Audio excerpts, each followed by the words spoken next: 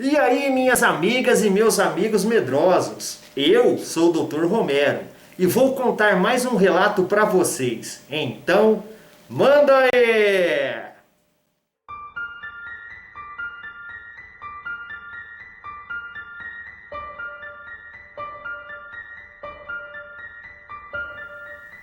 Antes de contar o relato, eu quero mandar um grande abraço para um amigo meu, o Lobo do YouTube. Um grande abraço, Lobo do YouTube. E o nome do relato de hoje é A Criança Perdida na Quaresma. No período da Quaresma não existem apenas lobisomens. Existem muitos seres, criaturas e entidades do mundo sobrenatural, ok? Esse relato ele não foi enviado ao canal RDR. Eu li ele na internet e achei ele muito assustador e interessante. Sendo assim, eu estarei contando ele, mas com o nome fictício do personagem.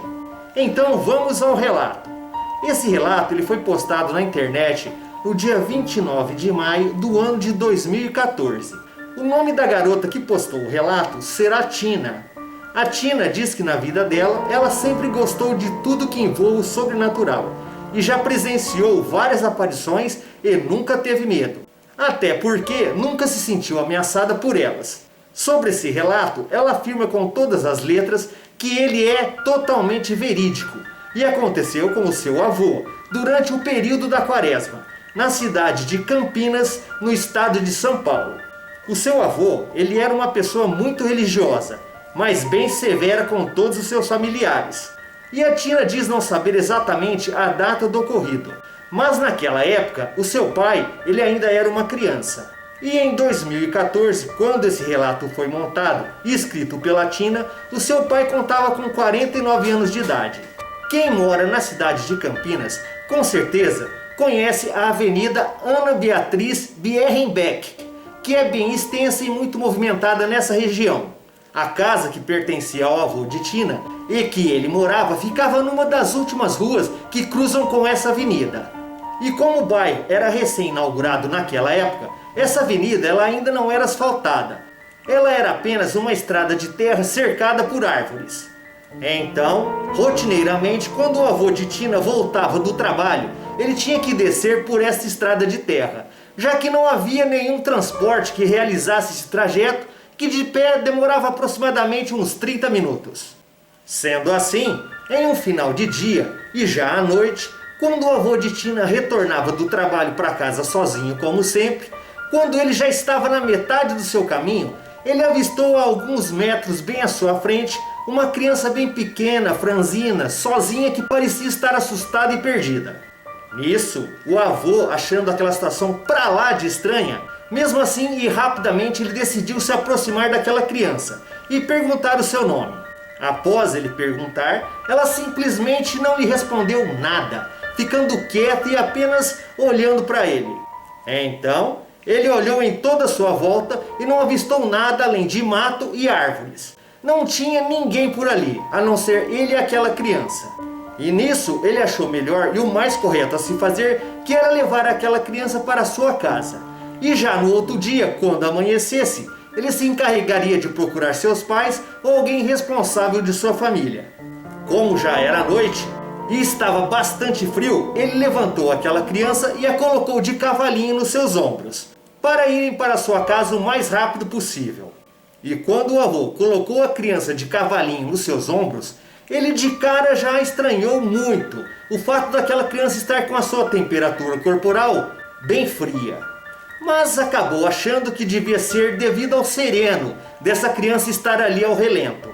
E lá se foi o avô descendo aquela avenida de terra bem depressa e com a criança nos seus ombros. Essa criança, ela aparentava ter uns 2 anos de idade no máximo. E montado de cavalinho no avô, suas pequenas pernas e seus pés chegavam ali na altura do seu peito. E nisso, conforme o avô ia descendo, ele notou que do nada, as pernas daquela criança começaram ali a se esticar para baixo. E ela foi aumentando o seu peso. Nessa hora, o avô de Tina, ele quase teve um treco. E ele começou a ficar bem assustado e apreensivo com o que estava acontecendo bem diante dos seus olhos. Mas mesmo assim, ele continuou andando, até que cola aqui pertinho de mim, minhas amigas e meus amigos medrosos. Vem aqui, bem pertinho aqui do Dr. Romero. A verdade é que aquele avô, ele já estava freando a cueca, minhas amigas e meus amigos medrosos. E ele estava em pleno pavor, entrando num estado de choque. Misericórdia, minhas amigas e meus amigos medrosos. Isso é para fazer qualquer um desmaiar ou cair duro de medo, não é? O avô, ele nunca tinha visto um negócio daquele jeito em toda a sua vida. E ele foi notando cada vez mais que os pés que antes estavam na altura do seu peito, agora já estavam na altura da sua coxa. E o peso da criança aumentando cada vez mais. E foi então que nessa hora, o avô ele parou de andar e percebeu que não se ouvia nenhum tipo de som em sua volta. Não tinha barulho de animal, não tinha barulho de inseto, não tinha barulho de carro, enfim, não se ouvia nada, era um silêncio mortal. Hein? Sai de reto, Satanás! E de repente ele começou a escutar apenas um barulho que ia ficando cada vez mais forte. Era aquela respiração alta, esquisita e ofegante daquilo que estava nos seus ombros. Então, sentindo a sua espinha gelar e todos os pelos e cabelos do seu corpo se arrepiarem, o avô de Tina ele tinha certeza absoluta que o mal estava ali com ele e pronto para dar um fim em sua vida. E nisso, ele olhou para os lados, mas não teve coragem de olhar para cima e ver aquele bichão. Rapidamente, ele jogou aquelas pernas bem longas para trás, fazendo com que estivesse em suas costas, caísse com tudo ao chão. O avô, ele só escutou aquele bichão caindo e fazendo um barulho danado.